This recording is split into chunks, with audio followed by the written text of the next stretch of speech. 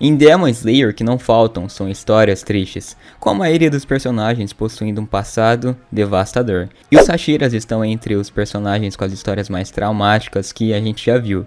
E hoje vamos descobrir os maiores traumas de cada Hashira, então só bora.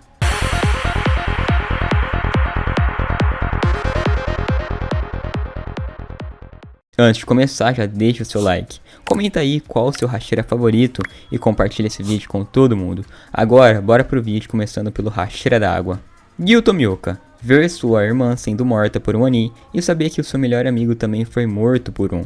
Gyu cresceu ao lado da sua irmã mais velha, Tsutako Tomioka. Quando ele ainda era uma criança, sua irmã se sacrificou para protegê-lo dos Onis. Após a morte de Tsutako, Gyu tentou contar aos outros que ela foi morta por um Oni, porém ele foi chamado de doente mental e foi mandado embora para um de seus parentes, que era médico. Gyu fugiu durante a viagem até que quase morreu em uma montanha, mas foi resgatado e se tornou um aprendiz de Sankoji Urokodaki. Gyu tinha 13 anos quando conheceu Sabito, enquanto treinava com Sakoji, e eles se tornaram bons amigos devido ao passado e à idade semelhantes. Juntos eles entraram na seleção final no Monte Fujikasami. Gyu foi ferido após um ataque de Oni e foi salvo por Sabito, que derrotou quase todos os Onis na montanha. Porém, com o passar da semana, foi revelado a Gyu que Sabito foi morto por um Oni durante a seleção.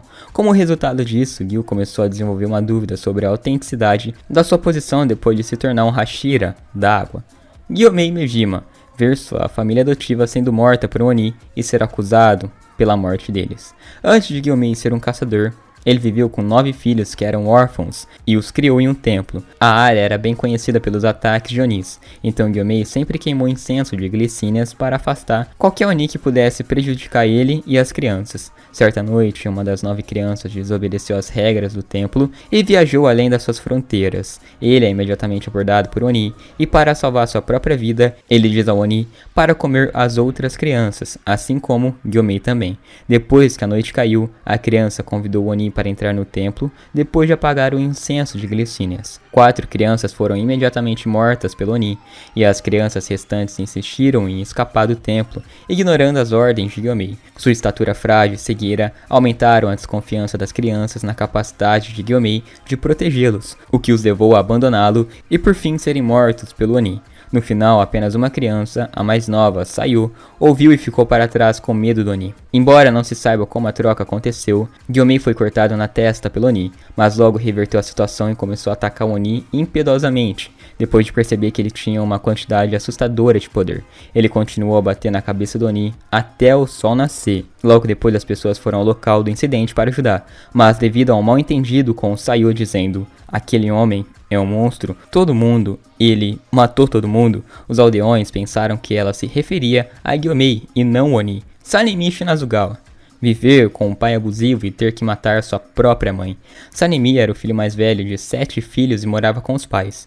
O pai deles era abusivo, constantemente atacando os filhos e a mãe. Até que, um dia, ele foi esfaqueado e morto por alguém com rancor contra ele. Depois disso, Sanemi e Genya resolveram sustentar a mãe e a família.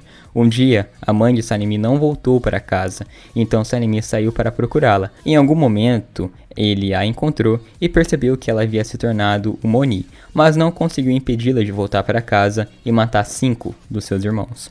Pouco antes que ela pudesse matar Genya, no entanto, Sanemi a ataca pela janela para a rua abaixo com uma faca na mão. Na luta que se seguiu, ela deu a ele as 2 grandes cicatrizes do seu rosto, e o seu sangue mareque, que desorienta os Onis e os faz parecer embriagados, deu a ele a abertura para cortá-la. Quando Genya corre para a rua para encontrar um médico para seus irmãos gravemente feridos, ele encontra Sanemi com sua mãe morta nos seus pés. Em pânico e sem saber que o lobo que os atacou era sua mãe demoníaca, Genya gritou e acusou Sanemi de assassiná-la. Sanemi, ainda em estado de choque, tornou-se parcialmente daltônico quando sua mãe se dissolveu na luz do sol. Mitsuri Kanoji. Perder seu relacionamento por sua força e seu sensei para os Onis. Mitsuri nasceu no período Meiji, entre 5 irmãos, e exibiu uma força não natural desde muito jovem por meio da sua composição muscular única, chocando até mesmo sua mãe, que era conhecida por sua força. Ela cresceu comendo muito mais do que a média das pessoas e desenvolveu uma cor de cabelo não natural, resultado de comer muito Sakura Mochi,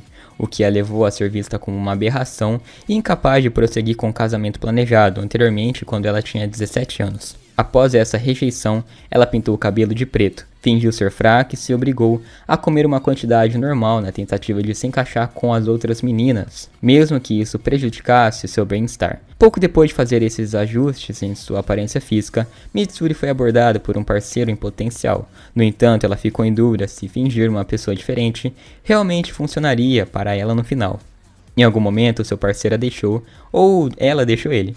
Como outro trauma, podemos citar quando ela descobriu que Rengoku, seu mestre, foi morto durante a luta contra a casa no Trem Infinito. A notícia a abalou e ela lamentou profundamente.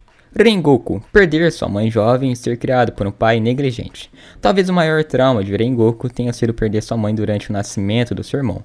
Porém, ele se concentrou em ajudar e criar bem o seu irmão, querendo honrar a memória da sua mãe. Podemos também citar a negligência do seu pai, que se tornou um alcoólatra após a morte da esposa, não tendo um papel ativo na criação dos filhos, tanto que Rengoku aprendeu a respiração das chamas através de um livro. Antes de continuar, peço que você não se esqueça do like, fazendo isso você me ajuda demais e ajuda o canal a crescer. E agora, bora continuar com Uzui Tengen.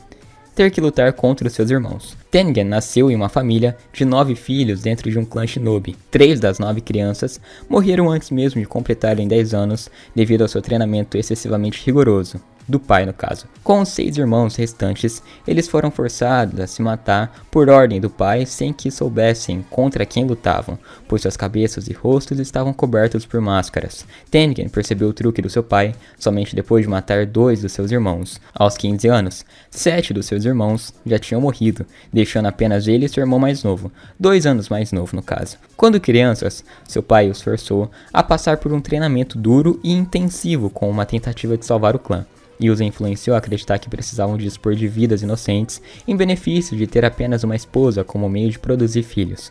Como seu último irmão remanescente adotou essa mentalidade e não se sentiu mal por matar seus outros irmãos, Tengen ficou chocado e decidiu deixar o clã permanentemente. Ele deixou a aldeia com suas esposas sem lutar contra o seu irmão. Shinobu Kocho. Ver sua família ser devorada por um Oni e perder a sua irmã.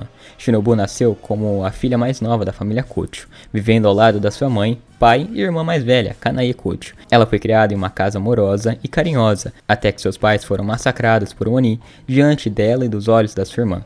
Justamente quando o Oni estava prestes a tirar a vida dela e da sua irmã também, elas foram salvas pelo Hashira da Pedra Gyomei Mejima, que matou o Oni. As irmãs entraram para as caçadoras de Onis com a promessa de proteger as pessoas, porém a irmã de Shinobu acabou sendo morta por Doma. Muichiro Tokito. Perder toda a sua família. A mãe de Muichiro morreu devido a uma doença e seu pai morreu tentando encontrar remédios para sua mãe. Parece engraçado, mas é muito triste, deixando Muichiro e seu irmão gêmeo mais velho Yushiro para se defenderem sozinhos. Enquanto Muichiro tinha uma personalidade alegre e otimista, seu irmão já era frio e pessimista. Os dois moravam em uma casa na mata e viviam isolados das outras pessoas. Como eles eram descendentes da primeira geração de caçadores, Amane Uyashiki veio recrutá-los para se juntar aos caçadores, mas foi recusado muitas vezes por Yushiro. Uma noite sua casa foi atacada por Oni, resultando na morte de Yushiro e Muichiro derrotando Oni usando todas as ferramentas à sua disposição em um ataque de raiva e desespero.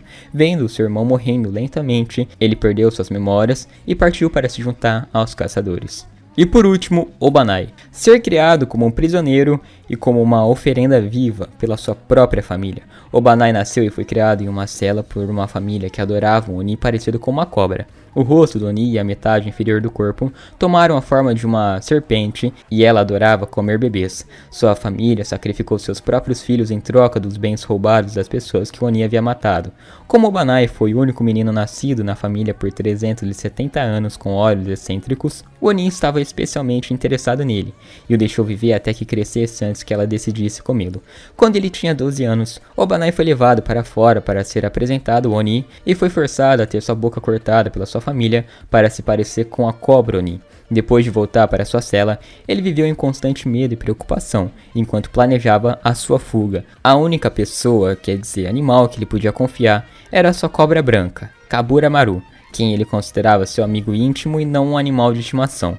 Quando ele finalmente escapou, ele foi perseguido pelo Oni Cobra e quase foi morto. mas felizmente ele foi salvo pelo Hashira das Chamas na época, provavelmente o pai do Grengol. Quando ele escapou, o Oni matou toda a sua família, deixando apenas um primo vivo que repreendeu ele e o culpou pela morte da sua família. Sem saída adequada para direcionar suas emoções, ele decidiu transformar sua raiva e ódio nos Onis, sentindo-se uma pessoa melhor sempre que arriscava sua vida pelo bem de outra pessoa. Esse foi o vídeo de hoje, comenta aí quem dos Hashiras tem a história mais triste.